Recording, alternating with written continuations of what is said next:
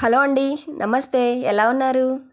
బాగున్నారా? మేము కూడా బాగున్నామండి. వెల్కమ్ టు అవర్ ఛానల్ ప్రతిరోజు వ్లాగ్స్. నా పేరు ఉష. ఈరోజు వ్లాగ్ ఏంటో తెలుసా? ఇది శుక్రవారం తీస్తున్న వ్లాగ్ అండి. ముందు రోజు నేను పూజా సామానంతా కడిగి వంటగది మొత్తం క్లీన్ చేసి అన్నీ ఒక వీడియో పెట్టున్నాను.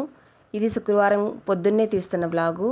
పనులకి వెళ్తాను కదా, నేను పనికి వెళ్ళే ముందు పూజ చేసుకోవడం చాలామందికి ఇబ్బంది అవుతుంది పనులు చేసుకుంటా. అదే ఇంట్లో ఉన్న వాళ్ళకైతే ప్రశాంతంగా ఎలాంటి టెన్షన్స్ లేకుండా ఇంట్లో ఉండే ఆడవాళ్ళు చాలా ఈజీగా కొంచెం టైం ఎక్కువైనా కూడా ప్రశాంతంగా కూర్చుని చేసుకుంటారు. కానీ పనులకి వెళ్ళే నాలాంటి ఆడవాళ్ళ కోసం ఈ వీడియో అండి.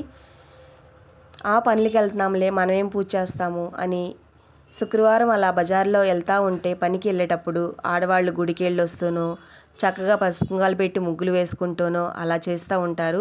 కొంతమంది అది చూసి బాధపడుతూ ఉంటారు, మనకెప్పుడు ఈ పనులేనా, ఇంట్లో ఉండి పూజ చేసుకుని మనం కూడా హ్యాపీగా ఉండొచ్చు కదా అనేసి నేను కొన్నిసార్లు అలా అనుకున్నాను. ఇంటికాడ ఉండి మనం కూడా ప్రశాంతంగా దేవుణ్ణి స్మరించుకుని పూజ చేసుకుంటే చాలా ఇల్లంతా కళకళలాడుతూ ఉంటుంది, ఎప్పుడూ పనేనా అని బాధపడేదాన్ని. అలా కాకుండా నేను పద్ధతి కొంచెం మార్చి మనం కూడా ఇలా ట్రై చేద్దామనేసి ముందు రోజు నుంచే శుక్రవారం కానీ పండగలకు కానీ ఆ రోజు పని అవ్వకుండా ఇబ్బంది పడతాం కంటే నేను ముందు రోజు ఏం చేశాను అనేది మీకు చెప్తాను. గురువారం రోజున పటాలు మొత్తం పూజించానండి. ఇంకా పేపర్లు మార్చాను, వంటగది మొత్తం క్లీన్ చేసి స్టవ్ కడిగేసి మొత్తం పొంగలు పెట్టడానికి అయితే రెడీగా ఇలా అయితే స్టార్ట్ చేశాను. ముందు రోజున ఇవన్నీ మనం చేసుకున్నట్లయితే ఆ రోజున టెన్షన్ ఉండదండి. గురువారం నైటే గుమ్మాలకి పసుపు పెట్టుకొని ఇల్లంతా తుడుచుకొని పటాలు పూజించుకొని పేపర్లు అప్లై చేసుకుని అలా పెట్టేసి ఉంచేస్తే ఉదయాన్నే లేవంగానే ఇంకొకసారి మళ్ళీ ఇల్లు తుడుచుకొని ఫ్రెష్ అయ్యి వచ్చి, ఎలాగూ వంటగది చాలా క్లీన్గా ఉంటుంది కదా, మనం ఆల్రెడీ స్టవ్ క్లీన్ చేసాము, స్టవ్ పైన స్టాండ్లు క్లీన్ చేసాము, ఇంకా పేపర్లు మార్చుకున్నాము.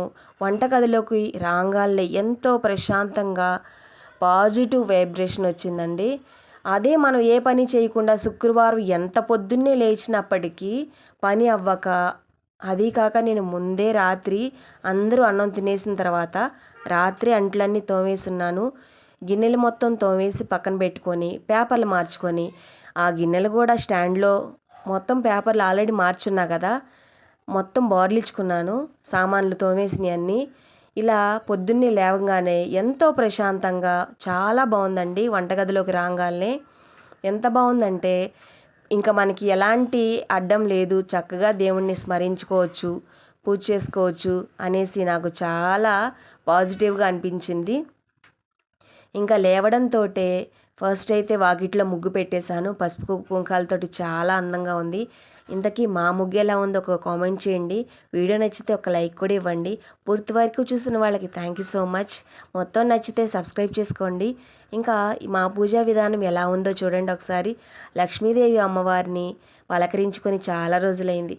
ఆవిడని తలుచుకుంటూ పటాలన్నిటికీ పసుపు కుంకాలు ముందే పెట్టున్నా కదా, పూలతోటి అలంకరించుకొని మొత్తం గులాబీలతో నేను అమ్మవారిని ఇలా అలంకరించాను. దేవుళ్ళందరినీ కూడా గులాబీలతోటే పూజించుకున్నాను. మా దీపారాజనకు కూడా చుట్టూ పూలు పెట్టాను. ఇక్కడ ఒక బౌల్ తీసుకొని పసుపు కుంకుమ వేసి వాటర్ వేసి పూలతో డెకరేట్ చేశాను.